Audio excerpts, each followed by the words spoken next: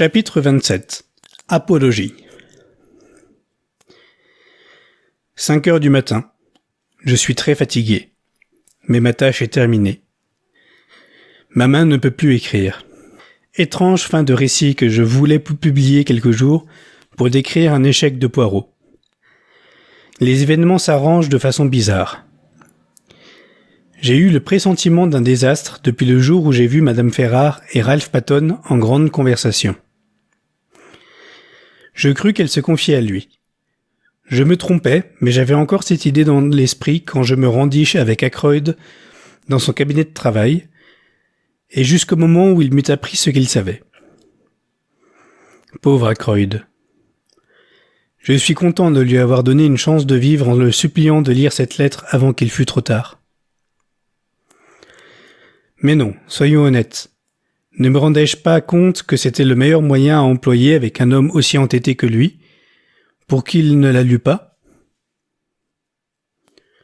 Sa nervosité, ce jour-là, était fort intéressante à étudier au point de vue psychologique. Il savait qu'un danger le menaçait. Pourtant, il ne m'a jamais soupçonné. Je n'avais pas pensé tout d'abord au poignard. J'avais apporté une arme, mais lorsque j'aperçus celle-là dans la vitrine, je songeais qu'il valait mieux l'employer car elle ne pourrait pas m'accuser. Je suppose que j'ai eu l'intention de tuer Ackroyd depuis le moment où j'ai appris la mort de Madame Ferrare, car j'ai eu la conviction qu'elle avait dû se confier à lui avant de mourir. Lorsque je le rencontrai, et que je le vis si ému, je crus qu'il savait la vérité, mais qu'il se refusait à l'admettre et voulait me donner une occasion de me disculper. Je rentrai donc chez moi et pris mes précautions.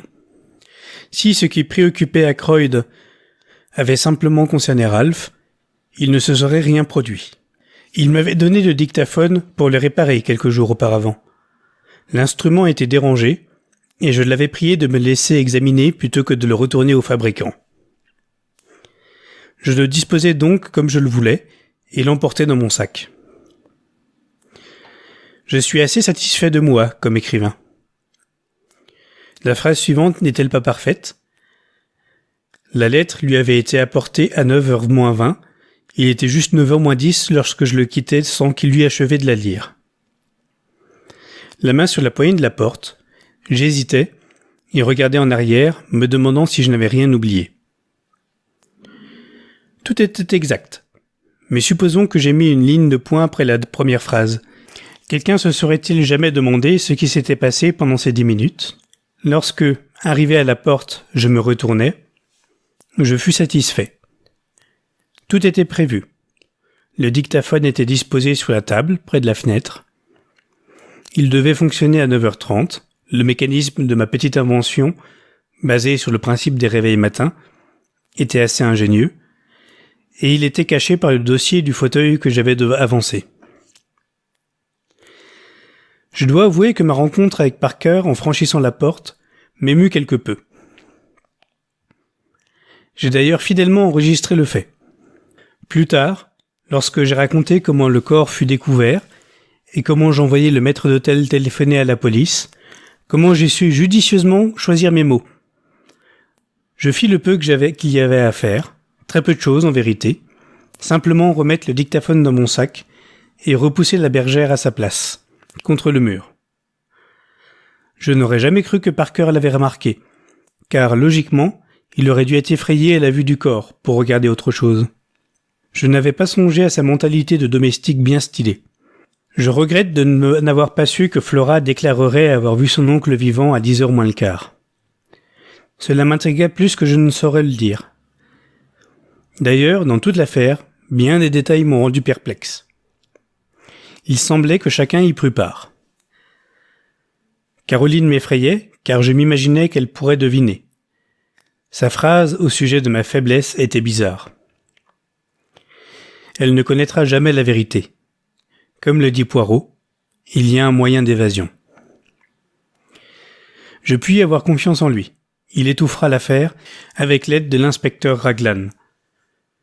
Je ne voudrais pas que Caroline sût la moindre chose. Elle a de l'affection pour moi et elle est fière. Ma mort lui causera du chagrin, mais le chagrin s'atténue. Lorsque j'aurai fini d'écrire, je mettrai le manuscrit dans une enveloppe que j'adresserai à Poirot. Ensuite, que choisirai-je? Du Véronal? Il y aurait là une sorte de justice poétique. Non pas que je ne me sente responsable de la mort de Madame Ferrare. Cette mort a été la conséquence directe de son acte. Je n'éprouve pas de pitié pour elle. Je n'en ai pas non plus pour moi. Décidément, je choisirai le Véronal. Mais comme je voudrais qu'Hercule Poirot n'eût pas pris sa retraite et ne fût pas venu ici cultiver des citrouilles.